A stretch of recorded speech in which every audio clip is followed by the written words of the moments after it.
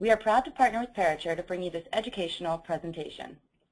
As a brief background on Winvale, we are an IT solutions provider to federal, state, and local government organizations. We have a broad portfolio of technology partners ranging from cybersecurity, cloud hosting solutions, and workforce management. Our goal is to provide best-in-breed technology so government agencies can realize their efficiencies and better meet their mission.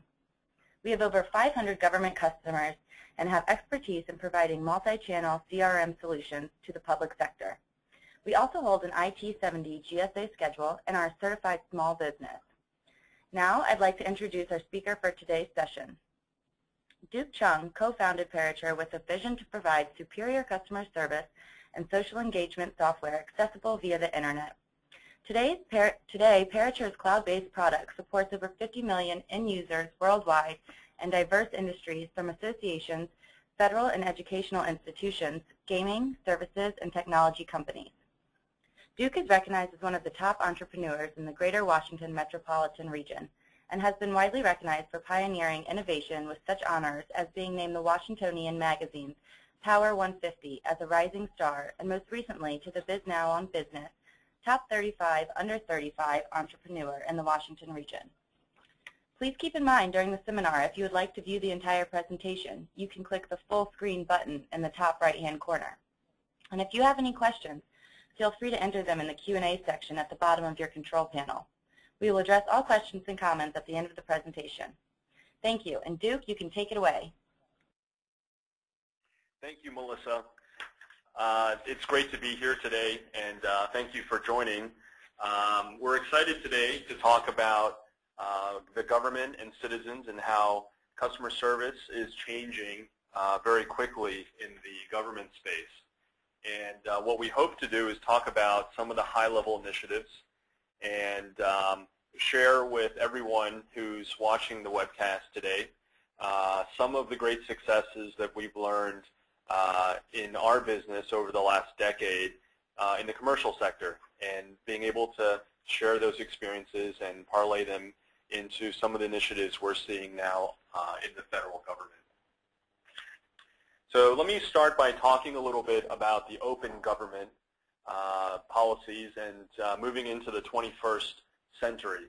If we were to summarize this, the initiatives that we're seeing today that the federal government is putting forward are helping citizens to, first and foremost, become more active participants in government functions, allowing them to be able to participate and learn and be engaged with what the government is doing.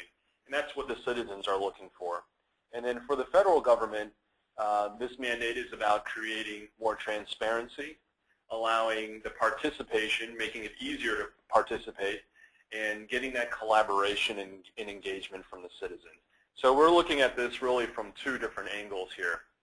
And what we want to talk about today are these three bullets on the bottom, three ways that are helping to move this high-level initiative. Number one, looking at this from a customer-centric approach, which we'll dig into a little bit more, but it's about making it easier to deliver a multi-channel communication with citizens through different mediums in communication channels.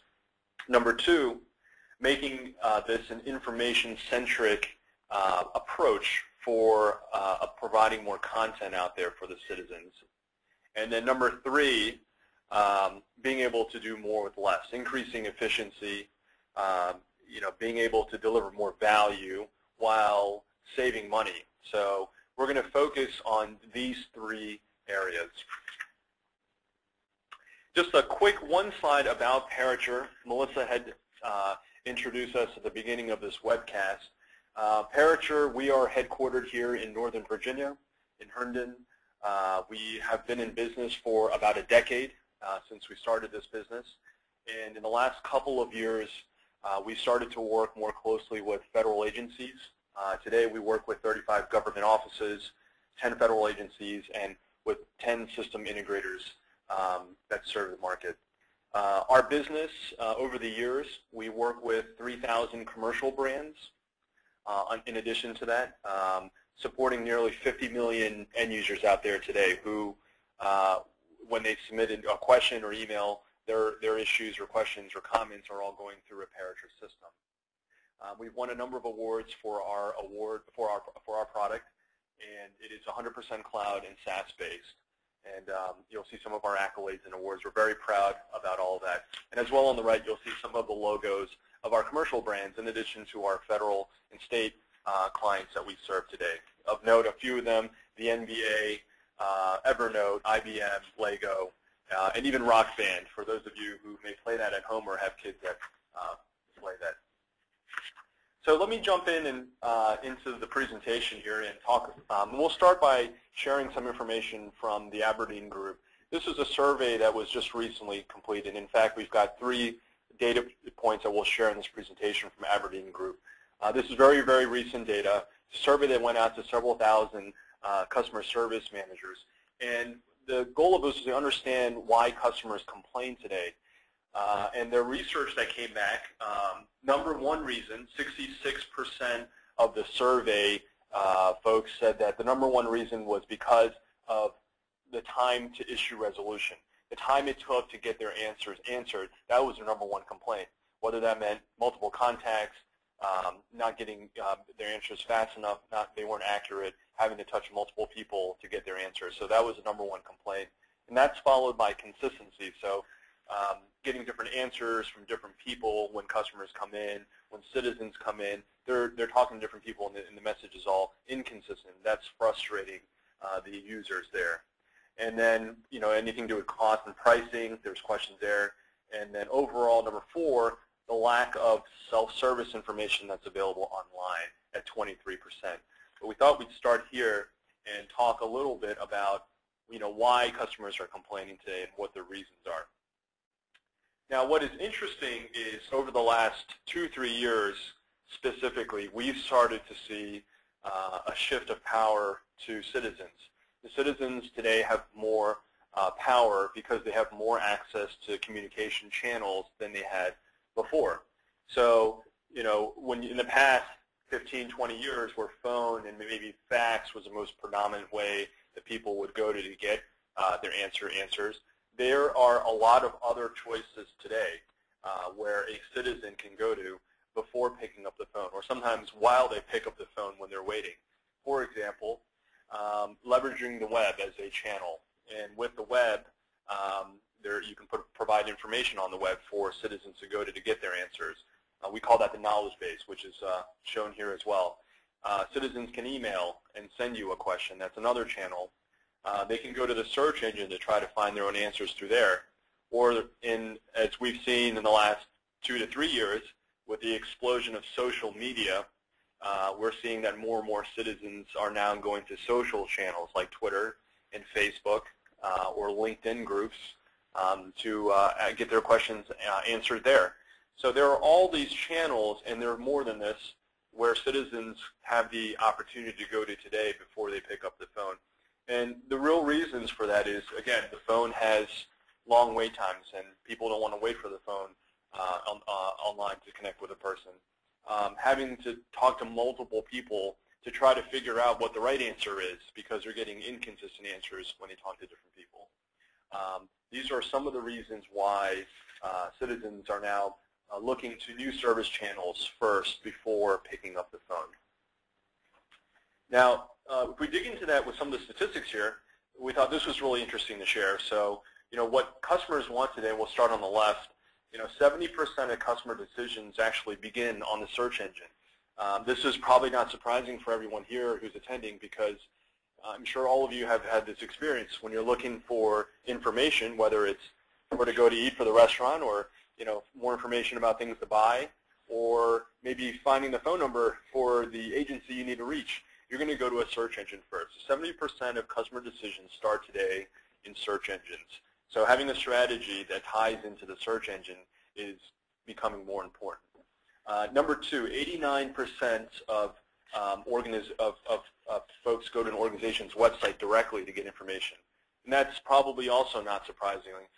If you've got a question, you know which agency, which company you want to reach, you'll go to their website, you'll track their website down, and then from there, you will go to seek out channels for support. And that's at 89%. 91% of folks would use an online knowledge base to find their answers if it were available and tailored to their needs. And so that's the self-service knowledge base, being able to provide answers online for questions that are coming in right there online. Now, the best way to think of a knowledge base and self-service answers, and we'll talk a little bit about this later on in the presentation, is like a support ATM. The analogy I like to talk about is, 15, 20 years ago, maybe sooner than that, when you used to go to the bank, you'd have to withdraw money by waiting in line to speak to a teller. Well, in the last 10, 15 years, or 10 years, we've seen the growth of ATM machines, and now you can go to an ATM to get your money out and to even deposit. So think of the self-service knowledge base in the same way. In the past, you might have had to pick up the phone and wait in line to talk to a person to get your answer, but with the web and now with knowledge-based technologies and self-service, you can make it easy for citizens to find their own answers when they need to. And they're happy, and the support teams are happy as well, because they're not having to deal with a lot of repetitive questions coming in. And that leads to the last point here. The 50% of how do I questions can be easily deflected to these self-service knowledge-based channels. Today, without having those answers online for citizens to go to, they will all come in as calls and emails.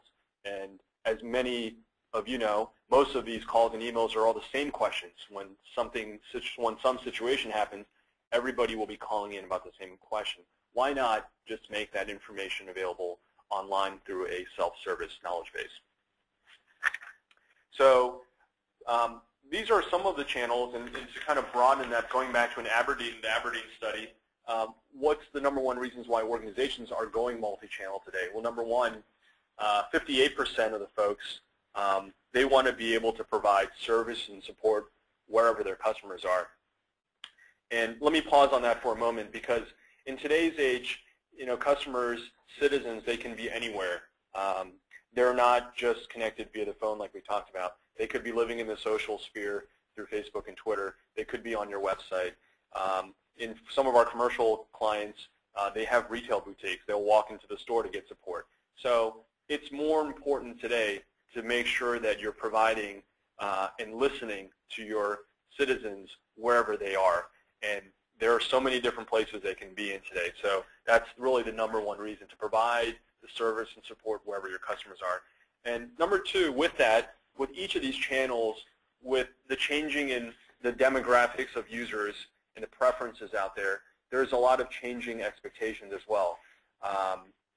For example, in social channels, customers that go there to seek out questions, they tend to want to get their answers answered within an hour. So forget about the SLAs and setting that all up. When your customers, the social customer that goes to social channels, when they post a tweet, when they post a Facebook comment, they expect to get an answer back instantly. And that's not surprising. For that social demographic, that's their consumer behavior. That's how they interact with their friends. That's no different than how they expect to get answers from organizations and even from the agencies as well. And these are all part of what we call changing customer expectations. And then number three here, to 22%, it's really about continuing to foster new ways to improve customer engagement. How do you do more to engage with customers? And in the federal government, how do you do more to engage with the citizens? So to do all of this, what we think is most important that every federal agency, every state agency out there thinks about is putting together a strategy for this. And it's not very difficult, but we've got to be more open-minded about taking a strategy and a process in place. And and we'll come back to each of these bullet points, but to go through them, number one, it's time now really that everybody understands what's happening and what's changing. And part of what we'll share today, hopefully, is the beginning of helping everyone here understand those changes that are happening in the landscape through these channels, through the different expectations. Number two, building a strategy to adapt to those changes. So, understanding it is one thing, but if you're not going to do anything about it, it won't make any difference. So figuring out how you're going to adapt to these changes. Number 3, you've got to be able to embrace it, and that isn't going to be particularly yourself. It might be your whole support team. So how are you going to move and embrace all of these changes across so your organization's behind you in making these changes? Number 4, you've got to continuously engage after you embrace. So, make the action and make it happen. And then even after that, you've got to continue to adapt. So it's almost as if it's a cycle. Come back, learn from what's working, and continuously adapt back in there. So, putting together this strategy is easy to talk about. Let's look a little bit deeper into some of the numbers and the areas of multi-channel and the information-centric approaches that I mentioned earlier. When we look at the actual multi-channel options today, there are a lot of different channels out there, and I had shown a few in the beginning of the presentation, but if you look at that into more detail, this is, again, the same survey that Aberdeen did, and the question was, for organizations out there, what are you planning to do for constituent-facing support initiatives over the next 12 months? And the number 1 item here is to implement a self-service knowledge base. That 52% of the organizations said our job, our goal in the next 12 months is to implement that. Number 2, to put more email sophistication into our systems. I'm assuming everyone has email, but people might not have the email technology to organize the emails in an adequate way or to route them to the right group. So having some sophistication around email technology, email management is something that these organizations are looking to do. Adding in enhanced voice capabilities. Number 4, social media, understanding how social is changing the landscape for customer service and figuring out how to adapt to social media as part of the change. Live chat. This is a very interesting technology that's getting more and more traction out there. It's the ability for your citizens to be able to go to your website and to engage with a support team member instantly to get their answers answered in real time. Typically happens as a chat button on a website, and it'll pop up a little chat, and right away you're connected with someone to help you answer your question. And we'll talk a little bit more about that, but that's another channel that's becoming more popular. There are communities, discussion boards. The idea of this is to really allow your citizens to come in, and I believe this is all part of this open government initiative. Allow your citizens to come into an environment where they can help each other answer questions. So it doesn't all have to be, your team and the citizens providing the content, but why not incorporate everyone else, particularly people who may have already gone through the process to get their questions answered. They may come back and then be there to help the next customer answer their question. This can only be possibly done if you create these communities for citizens to come in to be able to help each other. So that's another initiative that's being evaluated by all of these organizations. And then following that are mobile technology. So as we've often talked about here, I think the statistic I remember off the top of my head, by 2016 there will be 16 billion smartphones delivered around the world. And so almost everybody is moving towards having at least one smartphone. With that, the accessibility is transforming the way that end users are engaging with support organizations. And we're still a little early when it comes to customer service, but it is moving rapidly. And more organizations need to think about how they can provide customer service through their mobile phones to their end users, in this case, all the citizens out there. How do we use that opportunity to engage and connect more with everybody while they have this device? And then lastly, voice self-service. So this is a high-level, still very high-level view on some of the initiatives that are being reviewed and discussed, but in the order of priority based on this survey, that's all here. So if I turn the same data around, what I thought would be helpful is to share a little bit of what we've seen at Parature on how these channels have evolved over the last 10 to 15 years. So this is how we got here today. We have data that goes back through 1995, and I'll start there. So 1995, as many of us would remember, really the predominant way to get support was the phone, and the facts follow that. The reason for that was because the phone was the fastest way that a person could get their answer at the time. And naturally, when we look at increasing customer satisfaction, it is about getting your answers answered as fast as possible and as accurately as possible, so timely and accurately. And you can't argue that in 1995, the phone, possibly the fax, which followed that technology, was really the fastest way to get your answer. Now, as email technology started to come out and become more popular, we saw a lot of this shift to email. So people were emailing in their questions now instead of picking up the phone. And you see this dominance of email, which even today, email and phone continue to be dominant channels out there. And what I'll talk about is the changing demographics. But the folks that grew up using these technologies, they feel most comfortable with these technologies. They will continue to rely on these channels, email and phone, throughout, even as newer channels come out. And that's just because that's what they knew most and what they learned how to use. So phone and email. And in 2000, when the internet and web technology started to really develop, really even what we saw post-dot-com period, with a long tail of small businesses and mid-market businesses were all running to the web to create a website presence to market and sell their products.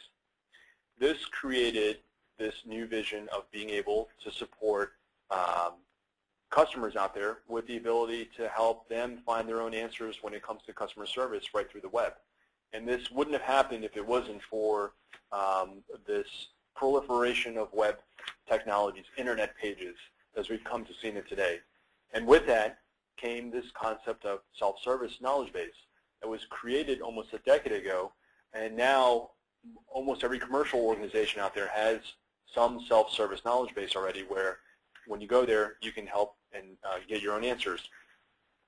As the self-service knowledge base evolved, what a lot of organizations started to realize was that what if they can't find the answer, would they have to pick up their phone? Well, they said perhaps not. If you can't find your answer through the knowledge base, why not connect with the company through the web?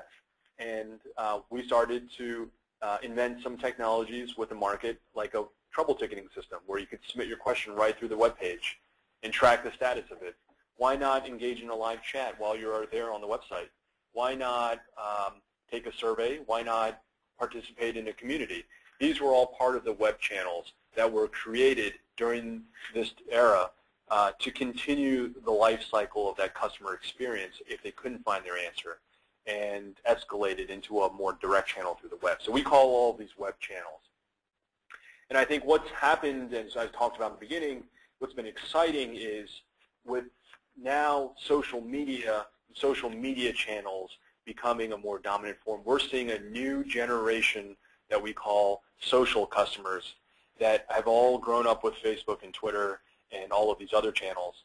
And that's where they're spending all day in. And like perhaps you or I that grew up maybe with a phone or email, we use the phone to call our friends, and then later on use the phone to connect with brands. You're seeing the same thing happening today with this new generation, which they're using Facebook and Twitter to connect with their friends and chat with them, but they're beginning more and more to use social medias to connect with brands and organizations and agencies. And so watching that trend is becoming more important. And we see the last 2-3 years creating a new industry called social customer service, which is tackling customer service where your customers are in social channels. And this could be Facebook, Twitter, it could be inside LinkedIn groups, it could be in YouTube. We have some travel customers that they have asked us to help them monitor and engage in social channels like TripAdvisor, where that's where their comments are being posted. In the restaurant business, many of them want you to monitor Yelp as an example. But I think you get the idea. There's all of these new social channels out there where your customers could be reaching out to you with a question. And it's become more important than ever before that every support organization is proactively listening to these questions as they're happening and to be able to respond back to them. And that's all part of the social customer service since 2009, 2010, 2011, now 2012. And I talked about on the last slide, mobile is really the next frontier as the adoption of smartphones start to pick up here, at least in the U.S., figuring out new ways on how to connect to citizens through mobile technologies. And that will be part of the next frontier. So, what is, to summarize multi-channel, what it is, if you look at this diagram here, this is what we call the multi-channel service experience. There are so many different ways to connect with your citizens, and it's really because your citizens are in so many different places every day. Whether on the left it's in person, showing up, on site, going to your website, sending an email, picking up the phone, submitting a question online through a trouble ticket, accessing documents online like user manuals and questionnaires, self-service knowledge base, getting their answers through a knowledge base, engaging in a live chat, participate in feedback technologies to give you feedback, communities, this open government concept, going to search engines like Google and Bing and Yahoo to get their answers, social media channels like Facebook and Twitter, and probably should have started with this, but even fax still. So all of these channels have emerged in the last decade, and when we talk about multi-channel service experience, we're talking about all of these channels incorporating a strategy to figure out how you can tie all these channels together so that it's giving you visibility into where these customer service questions are happening out there and giving you the opportunity to engage. So we picked 4 or 5 here that we're going to jump into to talk about just a little bit more. So let's start with the web as the first channel. So the web, what I find interesting about the web is most citizens, most other people that I talk to, they're all citizens, they go to the web to find your phone number because they want to find a way to contact you. So they know how to get to your website already. Now the question is, when they find your phone number, if there was more information there for them, would they reach to call you right away? Or perhaps maybe they will see that you have some additional content on there where they could get their answers answered and perhaps never have to reach in to call you to get their answer or to send an email to you. So this is a very natural first step to think about, is that citizens are already going to the web. They're looking for your phone numbers, and you're not going to have to worry about educating people to come here. So it's more about what can you do today to help create more value for your website. And so one of the ways is a self-service knowledge base, as we've talked about earlier. And this is, when we talk about an information-centric approach, it's about organizing the content, making it easily accessible by citizens online, and preferably any time of the day, 365, 24/7, always available online. But the trick is to be able to make this easy to use. Organize the content, make it available, but easy to use so that every citizen, even the technology unsophisticated user, is still able to find their answer online. And so what you don't want to do is you don't want to put a long list of FAQs because no one's going to be able to read all of them and to find their answer. What you want is a very easy to use, searchable, browsable knowledge base where people come to a knowledge base, ask their question, and immediately get their answer. And the answers are all written by your organization as an agency. They can include anything on there from FAQs in the knowledge base to policies, procedures, downloadable forms, regulations, fact sheets, updates, news, etc. Keeping the content rich, keeping it updated will all be key. And with a good knowledge-based system, it'll let you know what contents are being viewed the most. So you always know what's most relevant. And that information is also available to the next citizen. So it's likely that their answer was probably the same answer for another question that was answered prior. So they can easily find their answers through this type of technology.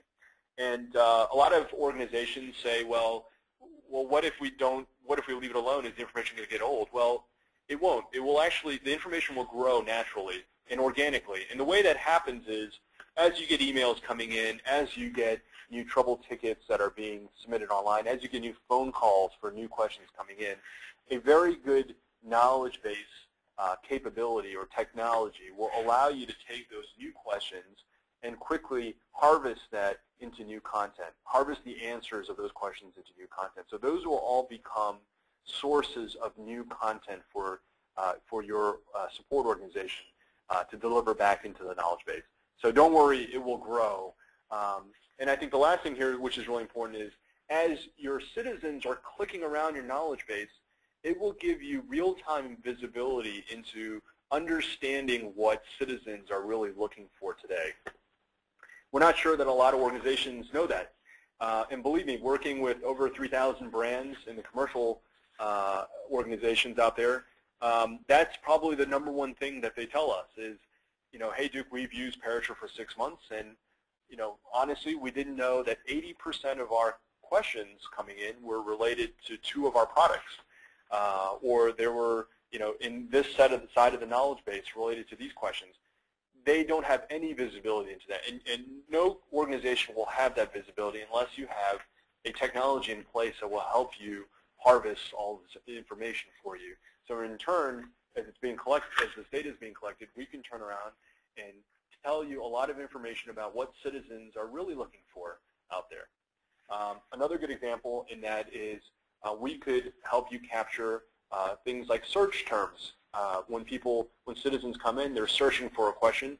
Maybe you don't have a knowledge base article available then, but we'll give you a report of all of these search terms, and that way you know what your citizens are searching for, and you can turn around quickly and create knowledge base articles for that. So that's the knowledge base. The next one is the live chat. So live chat is the ability for citizens to go to your website and easily click on a button to engage in a real-time live chat interaction with your support agent on your team. It's fast, it's personal.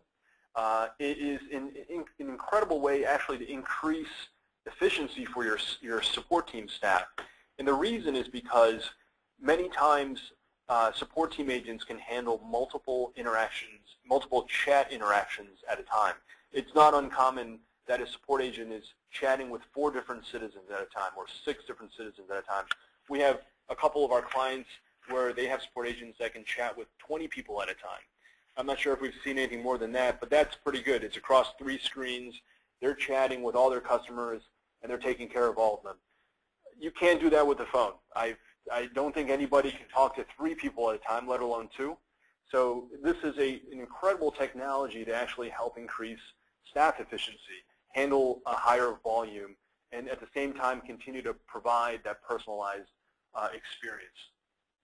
For citizens, it's really incredible experience. It gives them the immediate help they're looking for. They might be looking around your knowledge base. They can't find what they're looking for. They're getting a little frustrated. And here is a live chat where that tells them that there's an agent online. They could reach out, connect with your agent, and then very quickly increase that time to resolution to get their answer because there was someone there that could help them answer the question or point them to the right knowledge base article through the chat to give them the answer that they need. And it is an incredible experience. Many of you have probably experienced this as a customer, perhaps at a lot of retail sites out there, retail brands. I'd encourage you to try it as a consumer, and you'll soon realize and recognize how exciting that experience is for you as a consumer. So that's live chat. That's a very, very popular and up-and-coming channel for connecting with citizens. Number 3 is social media. So I alluded to this a little earlier. This is probably the most progressive area.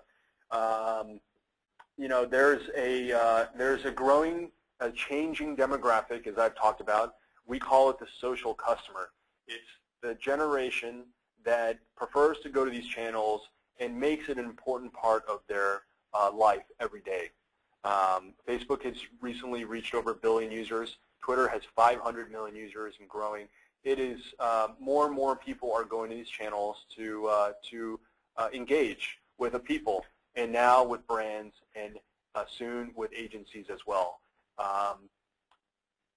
Some of the interesting bullet points here to touch upon, not only is there increasing overall public adoption, like I mentioned, and the ability to connect not only with your friends with a lot of what the social customer is doing today, but they're using this as a direct way to connect with organizations and brands. One thing that's very different about social media than other channels is that it is public. So Twitter, when people tweet, everybody can see what people are saying. And this is fundamentally changing the game for customer service, because prior to social media, if an organization was not providing great customer service, nobody else would know really except for that customer. They usually get frustrated, upset. Maybe they'll tell a few people, but really nobody knows about it. But in social media, if a brand responds in a very unprofessional, in a very negative tone through Twitter, then millions of people will see it. And that interaction becomes what we call public perception of your organization. That this organization, wow, they provide very bad customer service. Now, the converse of this is we work with hundreds of organizations that personally, when we've worked with them, we have seen them provide exceptional customer service. But you or I don't know about it because, again, they've all been private conversations to get their issues resolved for each customer. But social media has really amplified their visibility for providing good customer service. Now they're going to social channels. They're providing the same type of great customer service that they've provided through all the other channels, and everyone can see it now. And so where that becomes impactful is if you're a new customer, let's say for a brand, or let's say you're a citizen and you're going to an agency, you could look at how the agency is responding currently to people who have questions.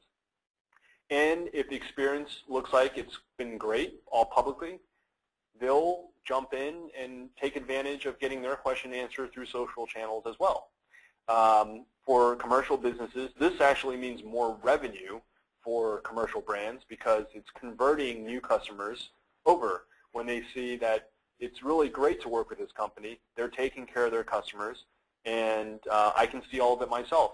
So social channels, social media has fundamentally changed the game for customer service here. And the other area that it's really helped to influence is what we call brand ambassadors, creating brand ambassadors. Now, if a citizen asks a question to your agency and you respond with the answer and they're happy, a second citizen comes and they have a question, well, your first customer might actually respond to that new citizen through these social channels publicly on behalf of your agency. So all of a sudden, by taking care of the questions, doing a good job, creating what we call brand ambassadors, or in this case, citizen ambassadors, you are essentially creating an extension of your support organization. You're essentially enabling all of your citizens out there to help your support organization answer questions for you. And you're not paying them. They're doing it because they really enjoyed that first experience with your team. That is truly incredible. That's never happened before in any other channel. But that's all possible now with social media. So creating a large set of brand ambassadors can be very strategic for a support organization. And for federal agencies, this is an incredible way when we talk about increasing efficiency, doing more with less. What if you could get all of the other citizens out there to help you answer questions for you? Because they really like working with your agency. They believe in what you're doing. That is truly an incredible new way to look at providing and delivering great customer service. Now jump to the last bullet here, which is creating a keyword monitoring for actionable issues. Now, most times the problem that we see is that organizations have no idea that these questions are happening in social channels. So what we like to say is you need to be able to have some technology in place that helps you proactively monitor these channels. So when questions arise, you know about it, your support team knows about it. That's the first step. And after you know about it, you're going to want to respond to it. So being able to respond to all of it in one place. But having a technology that helps you set up these keywords like question and issues or anything specific to your agency could be a really great way as a first step to just begin monitoring these social channels and make that part of the overall experience for your citizens on getting their answers answered quickly. Knowing about it, responding to it, engaging with it, and taking care of your customers in these social channels. So that's social media. It is a very, very exciting part of the customer service industry, and it's really transforming the way that every organization needs to think about it. The second part of that is self-service and knowledge base. And we talked about self-service knowledge base on your website. Now it's about delivering that same experience inside of Facebook. And for the first time, we can take the same knowledge base technology, self-service, and embed it inside of your Facebook page. And here's an example of one at the EPA, on the EPA's Facebook page. It's the same content, but as we've talked about with the new social customer, they're spending more and more time in Facebook. They may not want to go to the EPA.gov website to look for the same questions while they're here in Facebook. So why not, when they go to the EPA Facebook page, provide them with the same content that's available on your website. Make the same knowledge-based content available through your Facebook page. And the great thing here is these are all official answers, right? These aren't answers from others out there. These are the real official answers that your agency has put out there. And the Facebook user knows that because it's on your branded page, and you'll see the knowledge-based articles presented there. So this is really, really a fast-growing way. We've got some really great examples of what agencies are doing here inside of Facebook. Okay, and let me talk about just one more channel here, which is the voice of the customer. And this is technologies around feedback and surveys, a way to proactively reach out to citizens and to get their opinions about things that perhaps your organization could do better, whether it's just around servicing them, or perhaps other ways to enhance the overall engagement experience. It is very valuable data. We always encourage all of our organizations to take advantage of this, but this is yet just another channel, the voice of the customer channel, to provide a simple way to get some additional data points in proactively. So this is not about when your citizen has an issue, when they come and reach out to you. This is about when they don't have an issue, and what can you do to keep engaged with them. Some of these feedback and survey technologies are great for those use cases.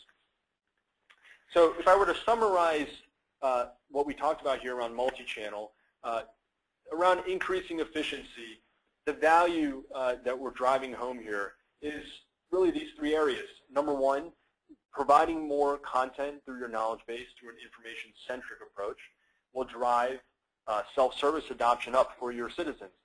When they see there's more content on there and they're getting their answers consistently answered, they'll come back and they'll look for their next question. That rate will continue to go up, but it's important to keep on adding content in there. Number two, citizens are able to find their answers online themselves, and that typically means that another email or phone call or online ticket wasn't needed to be submitted by the citizen. And what that means for your support organization is that it's a great way to reduce repetitive phone numbers and phone calls coming in, and emails as well, so reducing that load. And then number three, citizens, when they are able to find their answer, they're happy.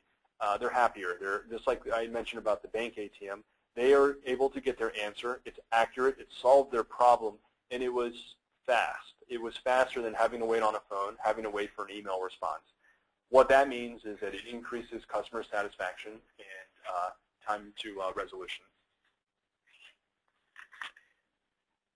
So all of this data that's being pulled into the system is being can be all captured in the back as inputs.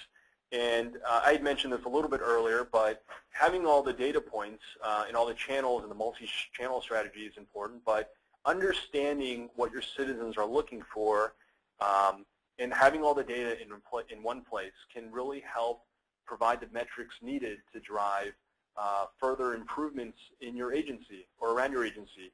It could help to deliver that roadmap for improvement. And that's the other side of having a really good solution, a strategy in place to put this all together. While you're delivering this great multi-channel experience for your citizens, behind the scenes you're actually capturing all the data. And you're making use of the data to help you make better decisions for your agency moving forward. And as we talked about, to continuously adapt and engage with the citizen. So to summarize everything here that we've talked about, number one, it's more, we believe this, and especially with this open government initiative and moving into the 21st century, delivering a very customer-centric approach, which means providing an easy way with multiple channels to allow your citizens to communicate with you is number one priority. Number two, moving more content to the places where your citizens are, whether it's online, through your mobile device, through social channels, will help citizens find the information they need by themselves faster. And there's all sorts of benefits around that. They're happy, and your support organization's happy. They're essentially able to do more with less. You're delivering the value, but you're not giving up anything. The only thing you're giving up is you're not having to hire so many people to answer the same question over and over again. And that's fundamentally the third bullet point here, is increasing efficiency and finding ways to be more strategic so you can do more with less. You're providing a better experience with less effort. And I think overall that's what every organization is striving to do today. And we believe federal and state agencies out there really ought to start to look at some of these great best practices and successes we've seen in the commercial sector and adapt some of those successes into your new organization. And I had come out of an IBM conference. IBM's one of our clients, and we heard their CEO speak, and they did this survey. And I'll leave with everyone's last point, which is, at the end of the day, it's really most important about what the customers think. In this case, for the government, it's about what the citizens think.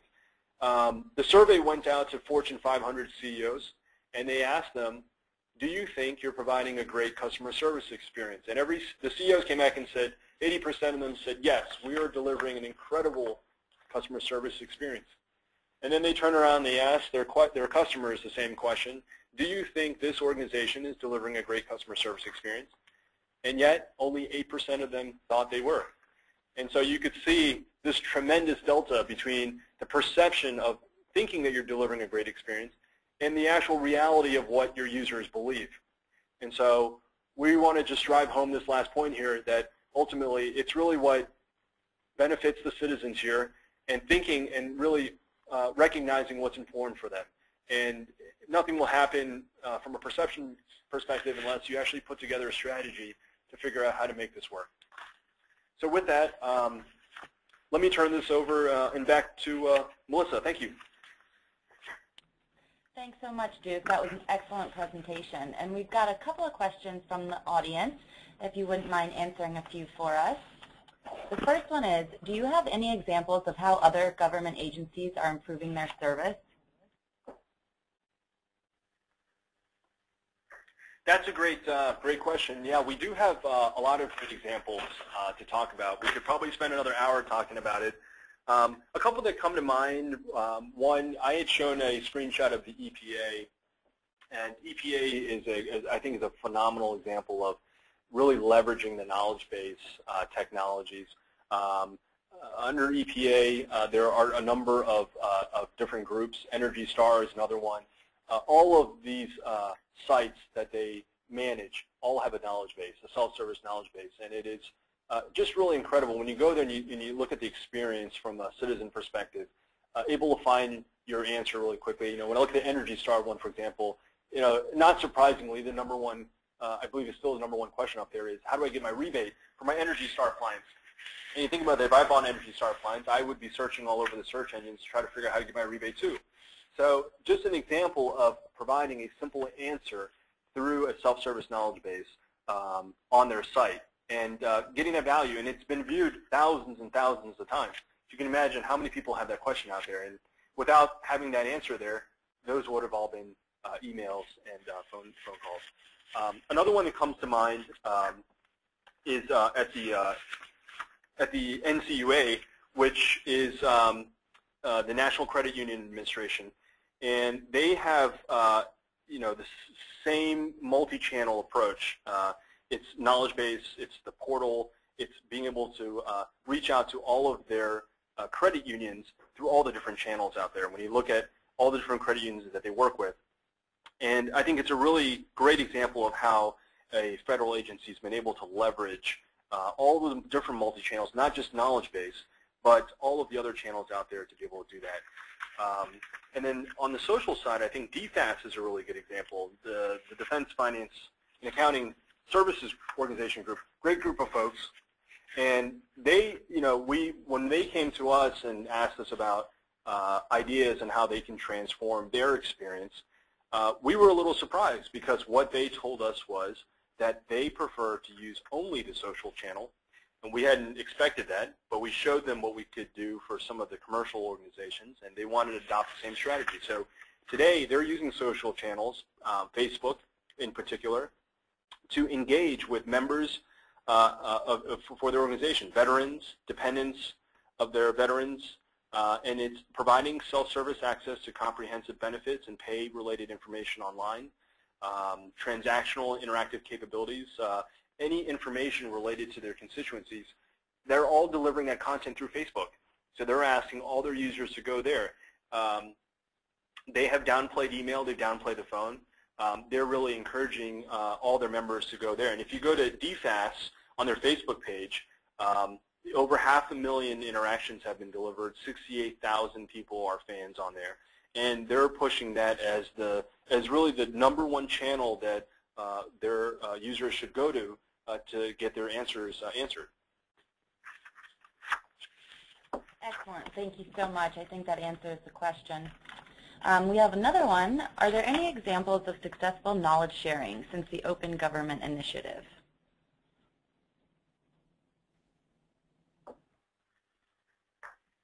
I think EPA, again, would be a really great example around that. Being able to leverage their online properties to be able to share content. Open government, open initiatives are all about allowing citizens to come online to be able to share their information with each other. And it is really just an incredible way to get users to come back and share that experience in one place and to be able to retain that information. Over at businessusa.gov, I think you're also seeing a similar type of use case where they're leveraging their web as a way to bring their users back together, similarly in a fashion to help each other out. It's not only always just customer service questions or questions about related to the agency, but sometimes it's about sharing just general feedback, using that as an environment, all again in a very open way. Nothing is locked down or secured, but it's to be able to deliver that experience over there with the businessusa.gov groups, and especially how that, as many of you know, how that group is now working closely with Commerce and also with GSA and SBA together, all working together to achieve this overall goal. So as we're learning more by working with these organizations, we're taking some of those best practices around the open initiatives and bringing that to other agencies as well. Excellent. I think that's all the questions we had so far. If anybody has any others, please feel free to submit them now, or you can reach out to Duke or myself with questions after the webinar. And we also want to invite you to a lunch and learn that we are having December 5th from 11:30 to 1 at McCormick & Schmick's downtown. It's 1652 K Street. And you can join us and your fellow government peers to talk more about what people are doing to meet open government initiatives and mandates. And it's going to be a collaborative session, and you can also enjoy a free lunch. So we'll hope to see you there. And I think there's a link to register or a email address you can send your information to. And so it's just a few weeks away. And if you have any questions, please let us know. Anything else, Duke? No, I'm all set. Thank you so much, Melissa, and thank everyone for joining. Absolutely. Thanks, everyone.